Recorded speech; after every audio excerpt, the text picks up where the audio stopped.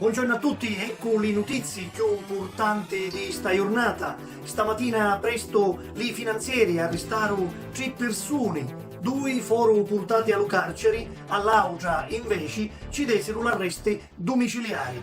Tutti e 3 abitanti di Paceco furono denunciati per fabbricazioni e spaccio di droga tipo marijuana e cocaina. La finanza avi che misa a trattetto per scovare sto giro con giudici di mese di luglio 2018. Vinne di chiunda sequestrata una coltivazione di canapa che era ammucciata dentro un terreno recintato.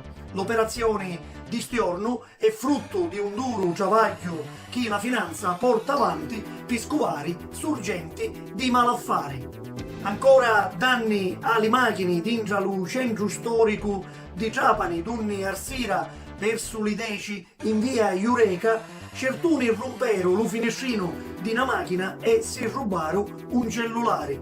In capo lo posto vennero lì carabinieri. Fatti come ha chiesto ormai ne succedono quasi ogni giorno e i commercianti e gli abitanti di lo posto non ne possono più.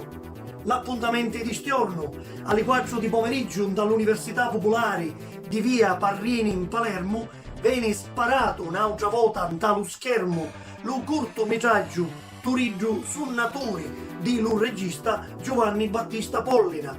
A organizzare la dimostrazione e la scrittrice Sciannera Guddu di l'Unipop palermitana. A voi buona giornata e ne vediamo spesso con l'altro TG.